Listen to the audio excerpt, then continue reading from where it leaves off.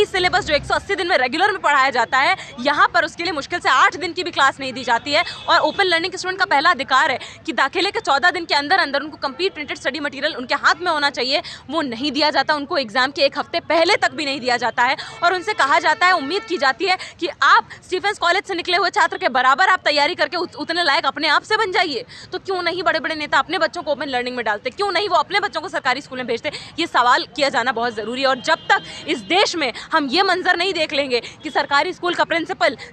शिक्षा व्यवस्था का शिक्षा मंत्री, इस यूनिवर्सिटी का वाइस चांसलर और इस यूनिवर्सिटी के अंदर शिक्षा व्यवस्था के अंदर काम करने वाले जो सफाई कर्मचारी हैं, जो चपरासी हैं, जो सिक्योरिटी गार्ड हैं, उन सभी के बच्चे जब तक एक समान शिक्षा व्यवस्था वाले स्कूल, कॉलेज, यूनिवर्सिटी तक नहीं पहुंच पाएंगे, तब तक हम सपना नहीं देख पाएंगे कि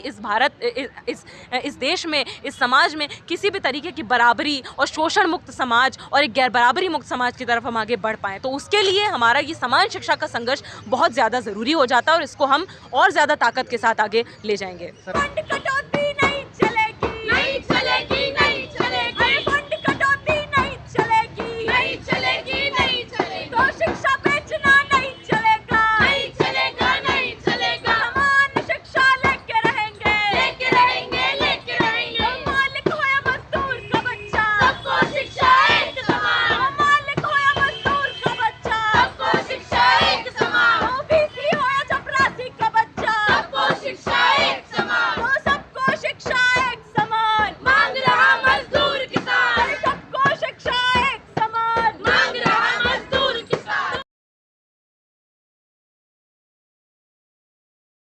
जो ये प्रोटेस्ट हो रहा है यहाँ पे बहुत ज़रूरी है। जो शिक्षा का निजीकरण होता जा रहा है, ये हम देख रहे हैं। स्टूडेंट अभी भी 12वीं के बाद जो पास आउट स्टूडेंट हैं उनको कॉलेजेस में एडमिशन ही नहीं मिल पा रहा है। तो यहाँ पे केवाईएस अलग अलग डिमांड को लेकर के यहाँ पे इकट्ठे हुए हैं और लगातार शिक्षा को लेकर के कई प्रदर्शन किए भी हैं।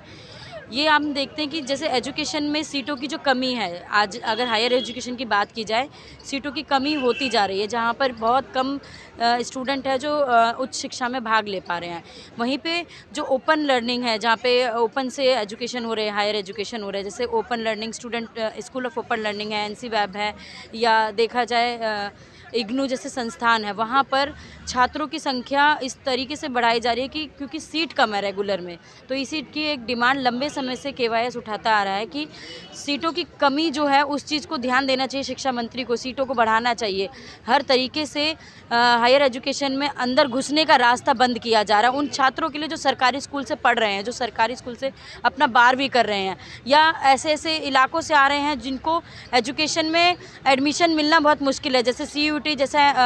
एंट्रेंस एग्ज़ाम ला दिया है, या कुछ समय पहले से कट ऑफ का जो माध्यम चल रहा था उसमें भी कट ऑफ में जो अच्छे स्कूलों का कहना यह है कि जो प्राइवेट स्कूल, जो बड़े बड़े स्कूलों से पास आउट स्टूडेंट होते हैं, जो 12वीं अपना पास करते हैं, उनके अच्छे नंबर उसी कारणों से आते हैं जो कि वहाँ की व्यवस्था अच्छी होती है, वहाँ पे टीचर्स होते हैं, वहाँ पे हर चीज़ों की सुविधाएँ होती हैं और उनके घरों के भी हालात बहुत बेहतर होते हैं। तो वो ये तो साफ दिखाई देता है कि एक तरीके से पैसा होना और पैसा ना होना बहुत शिक्षा में मतलब खरीदा और बेचा जैसा माध्यम है। जिसके पास पैसा है वो शिक्षा खरीद सकता है, जिसके पास पैसा नहीं है वो भटक सकता है कहीं भी किसी भी ओपन लर्निंग में, या वो भी ना मिले तो ओपन में भी अब जो फ़ी बढ़ाई जा रही है वो भी बहुत ज़्यादा ऊंची हो गई है, दुगने उसकी फ़ीस बढ़ गई है। जो 4,000 हम BA का कोर्स करते थे वो अब 8,000 हो गया है, कहीं 7,500 हो गया है, तो वो दुगनी होती जा रही है। तो यानी कि जिसके पास वो भी फ़ीस नहीं होगी तो वो भी BA नहीं कर पाएगा ओपन से भी। ये तो सीधा सीधा चंद लोगों की मुट्ठियों में सिकुड़ता जा रहा है जिसके पास बहुत पैसा है, जब पूंजीपतियों के हाथों में बहुत पहले से ही था। लेकिन अब जो जरिए थे, जिस तरीके से, जिस माध्यम से स्टूडेंट 2% ही सही सरकारी स्कूल का बच्चा जो कॉलेज में पहुंच रहा था, उनको भी अब बेदखल करने की नीतियां लगातार लाई जा रही हैं। और अभी भी केवाईएस जिस तरीके से डिमांड करता रहा है कि अगर सीटों की कमी बढ़ाने का एक अच्छा माध्यम है कि कॉलेजों की संख्या बढ़ाई जाए, और कॉलेजों की संख्या जब तक नहीं बढ़ पा रही है, जब तक नए कॉलेजों कॉलेजों का निर्माण नहीं हो पा रहा है, तब तक जो ओपन मॉर्निंग में जो क्लासेस चलती है या मॉर्निंग में जो शिफ्ट होता है उसी में इवनिंग भी किया जाए। कुछ लोगों का कहना होता है इवनिंग है, लेकिन सब कॉलेज में इवनिंग नहीं है। जैसे मिरांडा, दौलत राम या हंसराज या अलग अलग नॉर्थ कैंपस के या साउथ कैंपस के, आउट ऑफ कैंपस के जो कॉलेजेस है उसमें भी इवनिंग मोड में अगर क्लासेस दी जाए तो यानी मॉर्निंग में जितने बच्चे पढ़ पा रहे हैं उसी में उतनी ही दुगनी संख्या में रेगुलर कॉलेज में इवनिंग में भी स्टूडेंट पढ़ पाएंगे। ये चीज़ बहुत सरल है, लेकिन ये समझ नहीं आती है शिक्षा मंत्रियों को। अब वैल्यू एडेड कोर्सेज में हो ये रहा है कि जो मेन क्रेडिट पॉइंट्स हैं, जो मूल कोर कोर्सेज माने जाते हैं, उन कोर्सेज के आवर्स कम किए जाते हैं। यानी पहले अगर इतिहास का कोई विषय 8 घंटे में पढ़ाया जाता था कोई यूनिट, अब उसको कहा जा रहा है कि 4 से 5 घंटे में पढ़ाइए। यानी जो चीज़ें बेहतर तरीके से पढ़ाई जा सकती थी उनको कमज़ोर करने की कोशिश की जा रही है। दूसरी चीज़ ये है कि इसके लिए क्लासेस जो हैं, AEC BEC की क्लासेस जो हैं उनके लिए क्लासेस भी अलॉट नहीं हो रहे हैं, बहुत ज़्यादा टीचर अलॉट नहीं हो रहे हैं, और इसके चलते छात्रों को बड़ी संख्या में परेशानी हो रही है। साथ ही साथ जो दूसरी दिक्कत हो रही है AEC में, जो दिक्कत है कि उन्होंने कहा कि आप अलग अलग भाषाओं में से एक भाषा पढ़ सकते हैं, और उस AEC के ऑप्शंस में अंग्रेजी है नहीं। उन्होंने कहा कि भारतीय भाषाओं में, और आप DU में स्थिति देखेंगे, DU में हिंदी को छोड़ के किसी भाषा में फैकल्टी है नहीं। तो जो गैर हिंदी भाषी छात्र हैं तो उनके लिए काफ़ी दिक्कतें हो रही हैं कि वो आके एक कंपलसरी कोर्स को पढ़ने के लिए, हम कह रहे हैं कि हिंदी के साथ साथ अंग्रेजी का विकल्प भी दिया जाए ताकि हिंदी को बढ़ावा दे रहे हो तो MBBS भी हिंदी में कराना चाह रहे हैं। देखिए, हम कह रहे हैं कि हिंदी देश के बहुसंख्यक, देश के बड़े संख्या में लोगों की जनभाषा है। यहाँ हिंदी माध्यम निदेशालय, कार्यान्वयन निदेशालय है जिसकी हालत खस्ता हाल है। हिंदी माध्यमों में जो पढ़ने वाले छात्र हैं, यहाँ पे स्टूडेंट ऑफ ओपन लर्निंग में है, वहाँ पे हिंदी का अनुवाद बड़ा ख़राब होता है, किताबें सही से मिलती नहीं है। किताबें किस तौर पे नहीं मिलती और अनुवाद किस तौर पे ख़राब होता है, मैं इस बारे में बताना चाहूँगा कि SOL में इतिहास का एक विषय है, उसमें from early age to Sangam age, ancient Indian history from early times to Sangam age, इसका अनुवाद ये है हिंदी में, प्राचीन भारत का इतिहास जल्दी से लेकर संगम काल तक। अब जल्दी से लेकर संगम काल तक का आप कैसे कहेंगे, जब आप फ्रॉम अर्ली टाइम्स जो होना चाहिए, प्राचीन समय से जो होना चाहिए, आप उसको जल्दी से जल्दी करें। अनुवाद गलत हो रहा है, अनुवाद इतना ख़राब हो रहा है कि आप हिंदी की किताबें निकाल लीजिए जो यहाँ पे दी जाती हैं यूनिवर्सिटी में, तो उनमें आप देखेंगे कि तमाम चीज़ें SOL में हिंदी के कोर्स मटेरियल्स में कई बार ये होता है कि कौन क्रेडिट किसने लिखा है उसका विवरण नहीं है, और यही हाल तमाम चीज़ों का है। हिंदी माध्यम की किताबें नहीं मिल रही हैं, तो ये दिक्कतें हो रही हैं। हिंदी चल रहा है पर हर जगह इंग्लिश, पार्लियामेंट में भी इंग्लिश बड़े जगहों। देखिए, हिंदी अंग्रेजी के झगड़े से ज़्यादा होना ये चाहिए कि छात्रों के हितों में क्या मुद्दे हैं, छात्र किस भाषा में पढ़ना चाहता है। अगर छात्र हिंदी में पढ़ना चाहता है तो हिंदी में पाठ्यक्रम और सुविधाएं मुहैया की जाए, अगर छात्र अंग्रेजी में पढ़ना चाह रहे तो अंग्रेजी में मुहैया किया जाए। तो मूल खतरा शिक्षा पे है कि छात्रों को पढ़ने से रोका जाए, और हिंदी थोपने की जो साजिश है, हम हिंदी के नाम पे राजनीति तो चलती है, हिंदी को बाकी लोगों पे थोपने की कोशिश तो की जाती है, लेकिन हिंदी माध्यम में जो पढ़ने वाले लोग हैं उनके लिए मुहैया नहीं किया जाता। ये तो दोहरा चरित्र है जिसके लिए मतलब भटका रही है सर। देखिए, हम कह रहे हैं ये सरकार और जो प्रशासन है वो छात्र विरोधी है, बहुसंख्यक जनता विरोधी है, इसीलिए एक और हिंदी के नाम पर राजनीति करती है, इससे देश की जनता को बांटने की कोशिश करती है। और जो दूसरा पहलू है कि हिंदी भाषा में जो बहुसंख्यक लोग सपने देखते हैं उनके सपनों को तोड़ती है, उन्हें जबरन SOL इग्नू में भेजती है। उनके लिए तो यहाँ पे दिल्ली में बहुसंख्यक लोग हिंदी भाषी हैं, उनके लिए कहाँ कॉलेज है। दूसरे प्रदेश के जो आते हैं वो तो यहाँ तो हम कह रहे हैं कि दूसरे प्रदेश से आने की मजबूरी क्यों होती है, क्यों नहीं वहाँ पे स्कूल कॉलेज खोले जाएं, क्यों नहीं यूपी से आने वाला, बिहार से आने वाला, मध्य प्रदेश से आने वाला, उड़ीसा से आने वाला, तमिलनाडु से आने वाला मजबूर होता है आना। मजबूर इसीलिए होता है क्योंकि वहाँ उसे अच्छी गुणवत्तापूर्ण शिक्षा मिल नहीं रही है। ये तो सरकार की विफलता है कि लोग DU आने को मजबूर हैं। यही कारण है फीस वृद्धि का सर। फीस वृद्धि का कारण ये होने के साथ साथ एक दूसरा कारण भी है कि वंचित समुदाय को पढ़ने से रोका जाए। आप जब फीस दोगुना कर देंगे तो कौन पढ़ पाएगा? वही पढ़ पाएगा जिसके पास पहले से पैसा है। गरीब वंचित परिवारों के लोगों के लिए तो लगातार दिक्कत होगी। सरकारी जो बच्चे आ रहे हैं गरीब तबके के लोग कहाँ जाएंगे फिर, कहाँ देखेंगे, कहाँ उनका भविष्य है सर? गरीब और बहुसंख्यक समुदाय से आने वाले छात्रों और युवाओं से हमारी अपील है कि आप साथ में मिलकर अपनी शिक्षा के लिए लड़ें।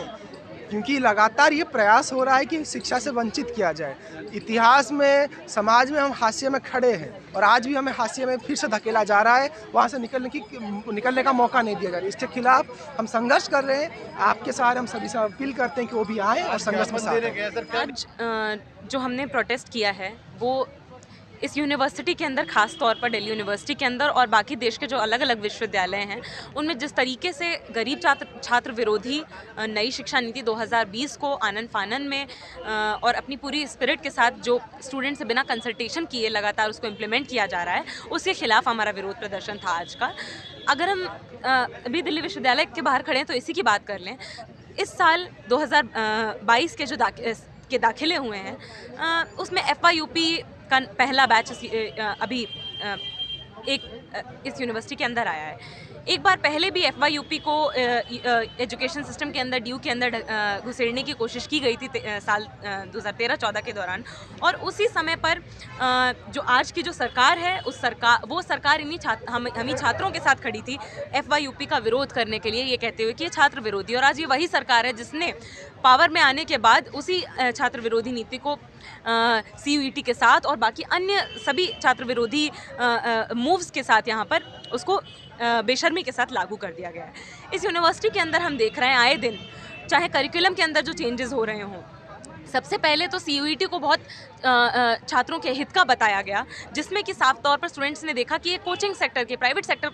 को केंद्र में रखकर स्टूडेंट्स, वंचित समुदाय से आने वाले स्टूडेंट्स को साइडलाइन करके, उनके कंसर्न्स को साइडलाइन करके CUET को ज़बरदस्ती थोपा गया, FYUP को भी ज़बरदस्ती थोपा गया। और अब यूनिवर्सिटी के अंदर अलग अलग चेंजेस लाए जा रहे हैं। स्टूडेंट्स को वैल्यू एडेड कोर्सेज के नाम पर अनचाहे कोर्सेज थोपे जा रहे हैं। AECC में इंग्लिश का एक ऑप्शन मिला करता था स्टूडेंट्स को, पर कंपलसरीली सबको हिंदी लेने के लिए मजबूर किया जा रहा है। जो हिंदू राष्ट्र की बात करते हैं, जो धर्म के सबसे बड़े अनुयायी बनते हुए हमें दिखाई पड़ते हैं, चाहे वो बड़े बड़े नेता हों, मंत्री हों, वो अपने बच्चों को कॉन्वेंट्स में भेजते हैं, वो अपने बच्चों को विदेशी विश्वविद्यालयों में भेजते हैं। वो अपने बच्चों को नहीं कहते हैं कि तुम शाखा में ही पढ़ो, यहीं पढ़ोगे तुम, अपने बच्चों को नहीं मजबूर करते हैं। तो साफ तौर पर बात यह है कि यहाँ पर पूरी कोशिश की जा रही है कि एक बहुसंख्यक जो हिस्सा युवाओं में से, जो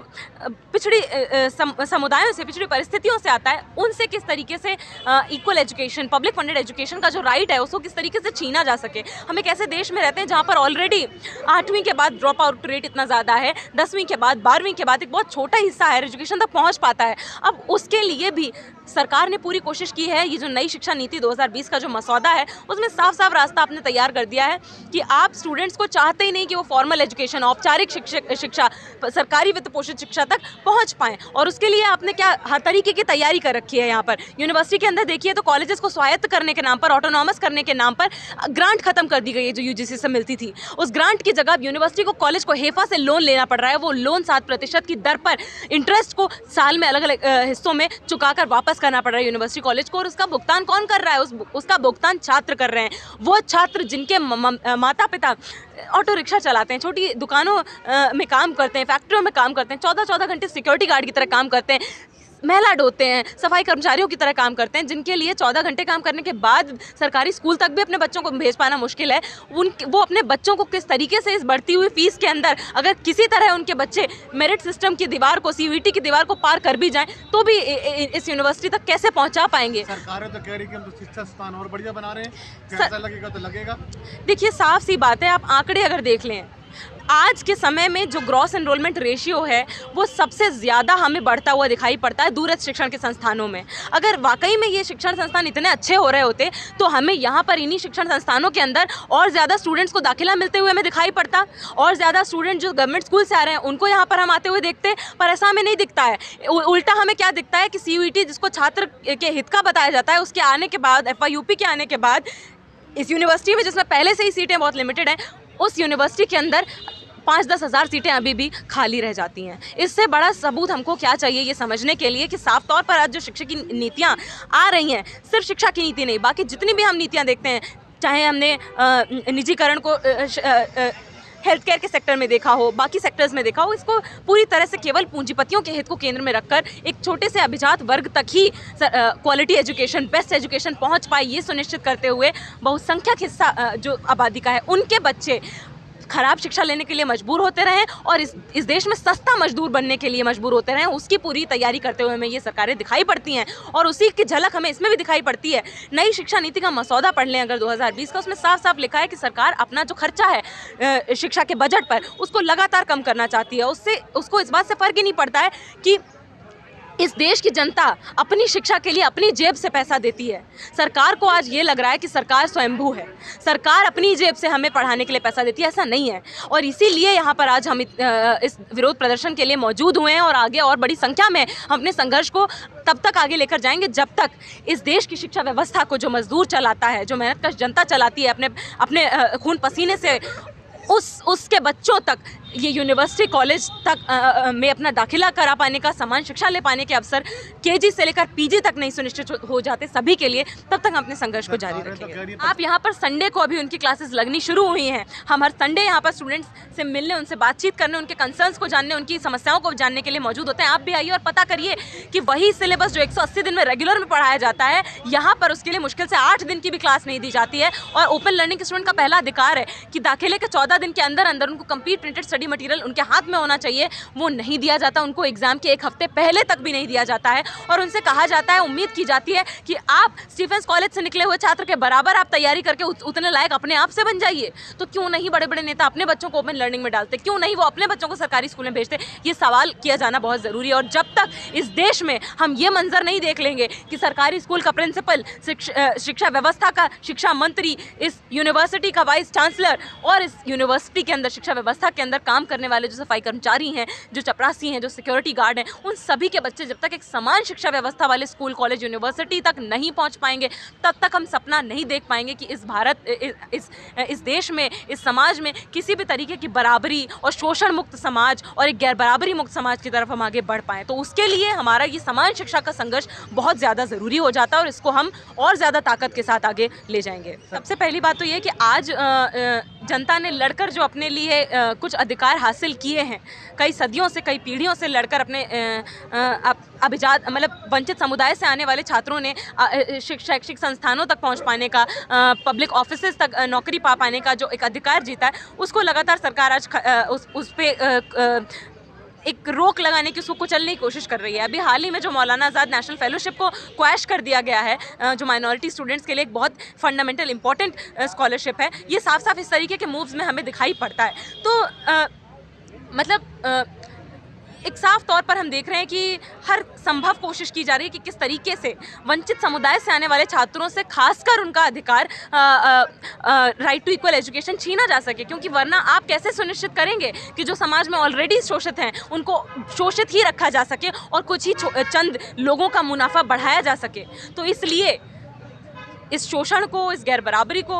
ख़त्म होते हुए हम एक बेहतर समाज में एक बराबर, एक डिग्निफाइड एम्प्लॉयमेंट और एक डिग्निफाइड सम्मानजनक रोजगार के साथ ज़िंदगी जीना चाहते हैं और वो सपना तभी संभव है। गई थी आज मैम, क्या निकला ज्ञापन? देखिए, हम अपने मांगे पुरजोर तरीके से अभी डीन स्टूडेंट्स वेलफेयर को अपना ज्ञापन देकर आए हैं, रख कर आए हैं और हमें उम्मीद है, हमें इस यूनिवर्सिटी की प्रशासन की बात नहीं हम कर रहे हैं, हम अपने संघर्ष पे उम्मीद है कि उनका रवैया तो इस यूनिवर्सिटी के अंदर, ये देश की प्रीमियर यूनिवर्सिटी कही जाती है, उसके बावजूद रवैया ऐसा रहता है कि स्टूडेंट्स के कंसर्न्स को सुनने के लिए ऑफिशियल्स, आप मेमोरेंडम जमा करने जाएं, अपनी कंप्लेंट दर्ज कराने जाएं, आप ग्रीवेंस लेकर जाएं ग्रीवेंस रिड्रेसल कमेटी में, तो अभी एक लगातार उस तरीके का माहौल बना हुआ है कि आप अगर बहुसंख्यक स्टूडेंट्स के इंटरेस्ट की बात को लेकर जा रहे हैं तो वो हमारी बातों को नहीं सुनना चाहते हैं। तो हमें यहाँ पर, हम एडमिनिस्ट्रेशन से ज़्यादा, इस दिल्ली यूनिवर्सिटी के NEP के पैनल से ज़्यादा हमें अपने स्ट्रगल पर विश्वास है कि आने वाले समय में हम अपने स्ट्रगल पर, अपनी एकता के बल पर, हमारी ये जो डिमांड्स हैं कि FYUP को वापस लिया जाए, NEP 2020 को वापस लिया जाए, ये 4 ईयर कोर्स, ये CUET इनको ख़त्म किया जाए और समान शिक्षा के लिए और ज़्यादा इंक्लूसिव पब्लिक फंडेड एजुकेशन के लिए और ज़्यादा एक्सेसिबल पब्लिक फंडेड एजुकेशन के लिए और ज़्यादा गवर्नमेंट स्कूल से आने वाले स्टूडेंट्स के लिए, जिनको यहाँ पर दाखिले के दौरान डेप्रिवेशन पॉइंट्स मिल पाएँ, उस तरीके की दिशा में हम अपने लिए एक समान शिक्षा व्यवस्था सुनिश्चित कर पाएँ KG से PG तक। कल रोहित वेमुला की डेथ एनिवर्सरी थी। इस देश में कई रोहित वेमुला, पायल तड़वी, इंदर मेघवाल आए दिन शिक्षण संस्थानों के प्रांगण के अंदर दम तोड़ते हुए, बेदखल किए जाते हुए, माथा पटकते हुए हमें दिखाई पड़ते हैं। और उसी का नतीजा ये है कि आज लगातार हम देख रहे हैं, खासकर कोविड के टाइम के बाद से जो एजुकेशनल इंस्टीट्यूट्स हैं उसके अंदर ड्रॉप आउट रेट्स बढ़ रहे हैं। और 4 ईयर प्रोग्राम को जो यूनिवर्सिटी के अंदर लाया गया है वो भी इसी मकसद से लाया गया है, जिसमें साफ तौर पर सरकार ये कह रही है कि आप अगर केवल 1 साल पढ़ सकते हैं तो 1 साल की आप ये सर्टिफिकेट लेकर निकल सकते हैं, 2 साल का लेकर निकल सकते हैं, 3 साल पे निकलना चाहें 3 साल पे निकल सकते हैं, और अगर आपके पास औकात है 4 साल पढ़ पाने की तो ही आप 4 साल का कोर्स लेकर निकलिए। तो ये साफ तौर पर समावेशी एक माहौल बनाने की जगह यहाँ पर एक्सक्लूजनरी माहौल बनाते हुए खासकर वंचित समुदाय से, आदिवासी परिवारों से, दलित परिवारों से, माइनॉरिटी कम्युनिटीज़ से आने वाले महिलाएं हैं, जो लोग हैं, जो स्टूडेंट्स हैं, उनके लिए एक मुश्किल माहौल तैयार करते हुए हमें सरकार दिखती है। लेकिन इन सभी लोगों के संघर्षों को आज 3 जनवरी को सावित्रीबाई फुले की बर्थ एनिवर्सरी थी और उससे कुछ दिन बाद फातिमा शेख की बर्थ एनिवर्सरी थी। तो अपने इन सभी जनता के असली शिक्षकों और नेताओं को, ज्योतिबा फुले को, इनके आदर्शों को, इनके आइडियल्स को, इनके स्ट्रगल को याद करते हुए आज के समय में जो हमारा ये शिक्षा का स्ट्रगल जो बहुत ज़्यादा महत्वपूर्ण है उसको हम आगे ले जाएंगे और बड़ी संख्या में, और तब तक जब तक हमें समान शिक्षा सभी के लिए नहीं मिल जाती।